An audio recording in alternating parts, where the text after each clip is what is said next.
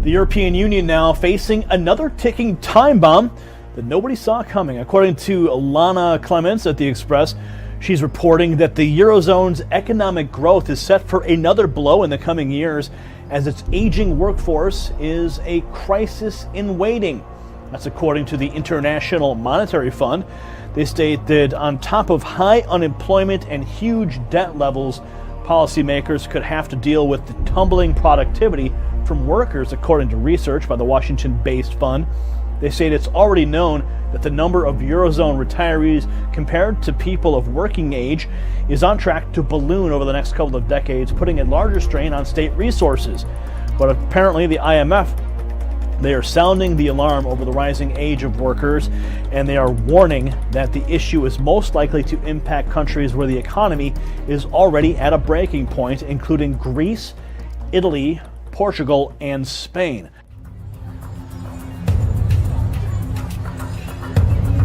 Japan is shrinking, literally. Inside the Pacific island nation,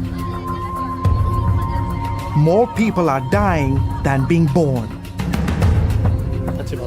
I'm scared for the future of my children and my country. A demographic time bomb has already exploded, threatening to cripple the world's third largest economy. The problem is that young women are not having enough children to keep our country going. Japan's population has shrunk by a record 1 million since 2008. At the same time, the Japanese are living longer.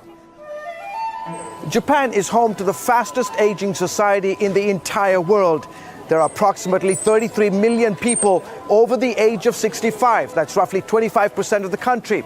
And experts warn that number could reach as high as 40%. We're dealing with an unprecedented situation. He says if the situation doesn't change, and change dramatically, Japan's population will drop from 127 million today to 107 million in 2040, 87 million by 2060, and a mere 46 million by 2100. And now we have the first local transmission in Florida, and there will certainly be more. And meanwhile, Congress is on a summer recess. Many Americans have traditionally opposed late-term abortions, but the Zika virus may change that, potentially giving reason to do away with the national ban on abortion after 20 weeks of pregnancy, as many women infected with the virus find themselves in the middle of the abortion wars if they choose to end their pregnancies. Imagine a child dying from a simple scrape that becomes infected. Sound far-fetched? This spring, a Pennsylvania woman nearly died from a urinary tract infection, something 8 million Americans get every year. But hers was caused by a new, dreaded, drug-resistant bacteria. Antibiotic resistance is one of the most serious health threats we face today. We risk entering a post-antibiotic era where even simple infections can be deadly. Former FDA Commissioner Peter Pitts agrees. Shame on us if we wait for there to be bodies in the street before we step up to the plate and really begin to address this situation. For the last 70 years, antibiotics have done a great job killing our worst bacterial infections like E. coli, staph, even the plague. But now we're seeing stronger, more resilient strains of bacteria that antibiotics cannot kill. They're called superbugs. An alarming CDC report reveals these drug-resistant superbugs infect around 2 million Americans each year, killing 23,000. Pitts says bacteria build resistance to antibiotics because doctors overprescribe them. America's economy is growing at an annual rate of just 1% this year, and the economic recovery has been the weakest since 1949. One cause for that weakness has been the heavy burden of regulations that President Obama has piled on businesses. The latest rules target all kinds of businesses, and they drive up prices for people like you at home as well. During his 8 years in office, President Obama has pushed out an unprecedented number of regulations. Around 20,000 new restrictions that by some estimates end up costing taxpayers about $100 billion each year.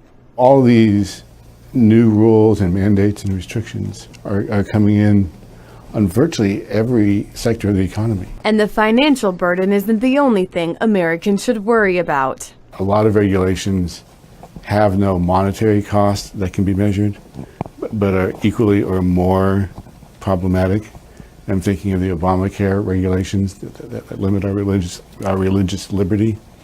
I'm thinking of FCC regulations that limit free speech. Federal judge in Texas blocked the Obama administration's mandate on transgender bathroom use for public school students. U.S. District Judge Reed O'Connor issued an injunction Sunday. The injunction aims to halt the federal mandate that says students should be allowed to use whichever bathroom corresponds with their gender identity. Texas Attorney General Ken Paxton reportedly believes the attempt to enforce the guidelines is unconstitutional, which is a sentiment Texas and 12 other states have echoed. The Obama administration released the directive in May. Paxton said officials failed to issue the directive according to federal guidelines, and the mandate contradicts pre-existing laws. According to the mandate, if schools don't allow students to use the bathroom consistent with their gender identity, they could risk losing federal funding. Over the past several months, transgender bathroom use has been a point of contention on the national scale. In early August, the Supreme Court temporarily blocked the appeal of a transgender student who identifies as male to use the boys' restroom at his school in Virginia. And in May, North Carolina passed a bill that requires transgender people to use the bathroom that aligns with their sex assigned at birth, not their current gender identity. O'Connor says the block won't solve the underlying issue and says its immediate purpose is to balance the protection of students' rights and that of personal privacy.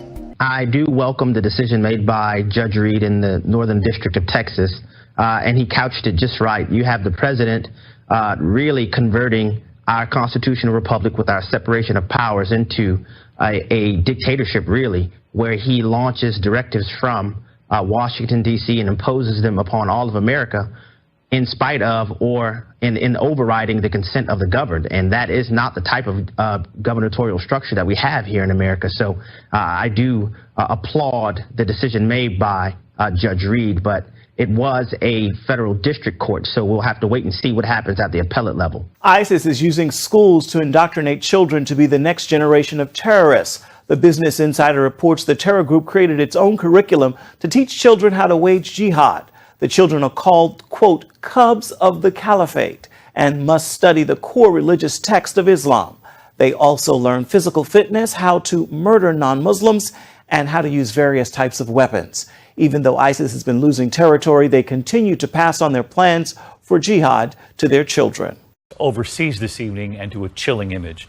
Authorities say they stopped a child suicide bomber moments before he detonated his explosives. The drama unfolded on a darkened street in the city of Kirkuk in northern Iraq. Two police officers desperately holding the suspect, arms outstretched.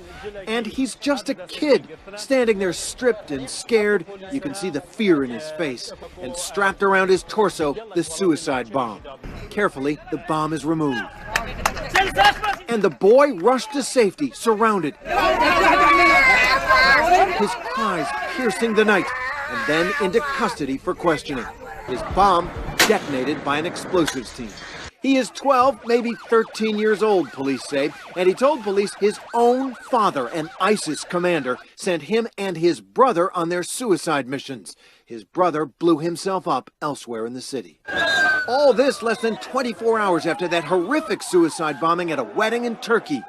The Turkish president saying the bomber there might have been as young as 12, but officials now hedging on that claim.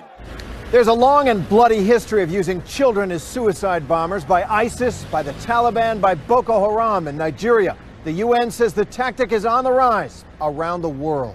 Group of anti-Islam activists in the Czech Republic yesterday drove into Prague's Old Town Square in a military jeep while carrying Islamic State flags and shooting fake guns loaded with blank rounds. All this just this weekend.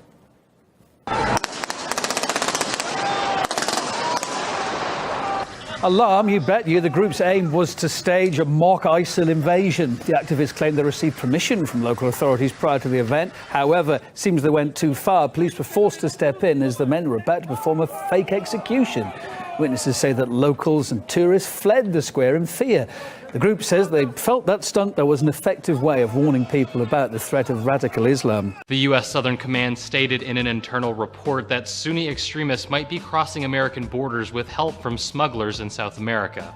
A Southcom spokeswoman did not address the report directly, but told the Washington Free Beacon, in 2015, we saw a total of 331,000 migrants enter the southwestern border between the U.S. and Mexico. Of that, we estimate more than 30,000 of those were from countries of terrorist concern. Those countries include 34 nations in the Middle East, Africa, and Asia, the Washington Free Beacon reported. Part of what makes dealing with migrants from these areas so difficult is the lack of information present in the countries they choose to travel through, in this case, countries in South America. In June, the Washington Times reported that roughly a dozen Middle Eastern men, including an Afghan linked to the Taliban, were smuggled across the U.S. border through a network in Brazil. Director of National Intelligence James Clapper testified in front of a Senate hearing in February that members of ISIS could be entering the United States as immigrants. But Joel Vargas, head of Contingent Security Services and a consultant to law enforcement agencies, told the Washington Free Beacon the information simply is not true. He said evidence regarding relationships between Sunni extremists and smugglers does not exist, but that existing smuggling networks from Central America are increasing their access. Well, Angela Merkel now in total denial. She's actually claiming that EU terror, well, not linked to the open border crisis. You know, these politicians, I don't know how they can sleep at night, given the realities that they put their people through. Sputnik News is reporting that German Chancellor Angela Merkel says that ISIS terrorism in Europe is not linked to the inflow of refugees. Now, she was speaking at a Wednesday campaign rally in the German town of Neustrelitz. Merkel said, as quoted by the Otzi Zeitung Daily, that the phenomenon of Islamist terrorism of ISIS is not a phenomenon that has come through the refugees to us, but we've also had it before.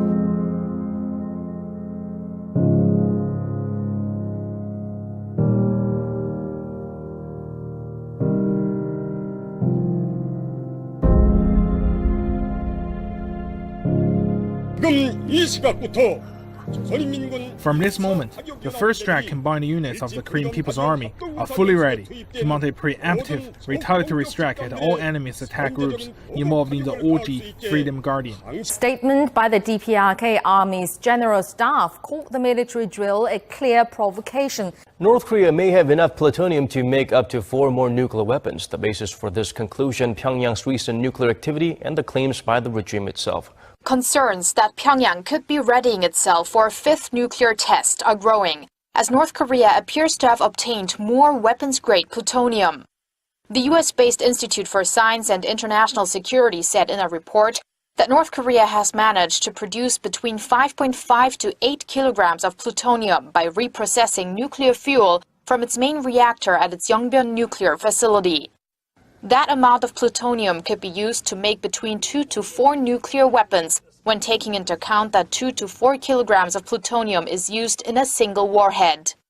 If the North stock of weapons-grade uranium is included, the institute believes Pyongyang has enough material to make between 13 to 21 nuclear weapons, according to estimates up to this summer.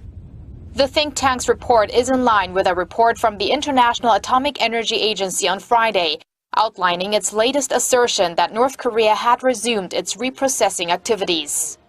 That report just came a day after Pyongyang confirmed it has resumed its production of weapons-grade plutonium through its Atomic Energy Institute. Breaking news now, South Korea just scrambled fighter jets to intercept 3 Chinese warplanes in their air defense zone. This is a breaking story. Vasudan Siridan of the International Business Times just reported that it has come to light that South Korean forces scrambled fighter jets to escort 3 Chinese military planes after they entered an overlapping air defense zone. Now it says that the Chinese aircraft are reported to have flown into the airspace last Thursday on the 18th of August. So this is interesting that it's coming to light now.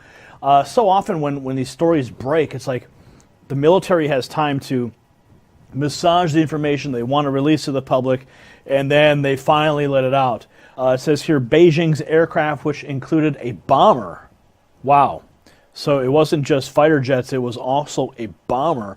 Quickly left the airspace after South Korean authorities issued a warning and then, of course, dispatched their own fighter jets. The United States plans to deploy 16 stealth F-35 fighters to a U.S. military base in western Japan next year. The Japanese government has informed officials in the city of Iwakuni in Yamaguchi Prefecture, where the airbase is located. It will be the first time the U.S. has stationed stealth aircraft overseas. High-ranking officials from Japan's defense and foreign ministries visited Iwakuni and informed the mayor as well as the governor of Yamaguchi of the planned deployment. And the plan is to first deploy 10 F-35 jets in January and a further 6 in August. Japan was lashed by strong winds and heavy rainfall as Typhoon Bindule landed at around noon on Monday. The typhoon, the 9th to hit Japan this year, made landfall in Tokyo and then moved north through the Tohoku region. Along the way, it swept through the cities of Ome and Iruma, which saw record rainfall of about 100 millimeters per hour and winds of up to 180 kilometers per hour, prompting Prime Minister Shinzo Abe's office to issue a landslide warning. In Kanagawa Prefecture, a 58-year-old woman was seriously injured and later died in hospital. Swelling rivers and mudslides damaged houses and other facilities in the typhoon's wake. So far, 850,000 people have been told to evacuate. If the windows are broken, the wind will get in and lift the roof away, so we are worried about that. The typhoon also shut down railroads and the control tower at Narita International Airport, resulting in the cancellation of more than 500 flights. I came here before 9 a.m., so I've been waiting here for about 3 hours. It's been cancelled and nothing has been scheduled. The Japan Meteorological Agency expects up to 200 millimeters of rainfall for Hokkaido, Japan's northernmost island, by Tuesday evening. And with another typhoon, Lion Rock, expected to arrive by Thursday, Japan remains on high alert.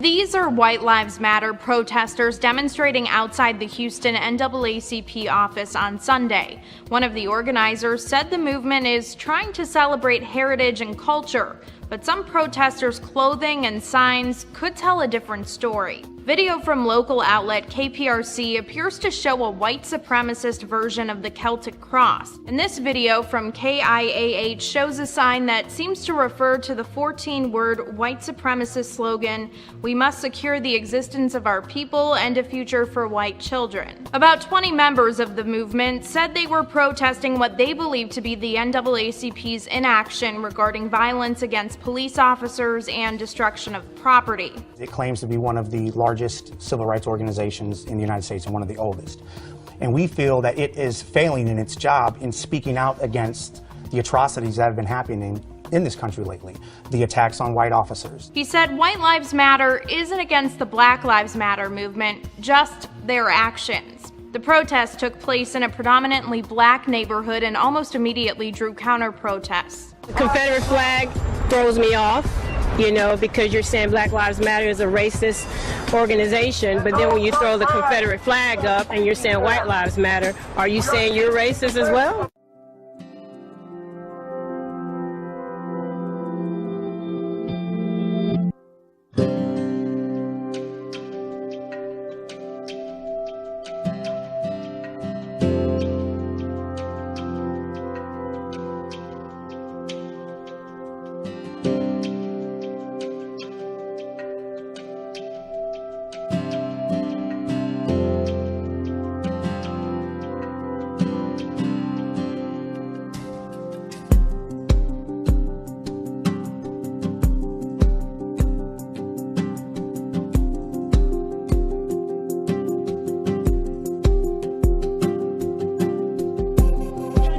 did. You did. Thank you.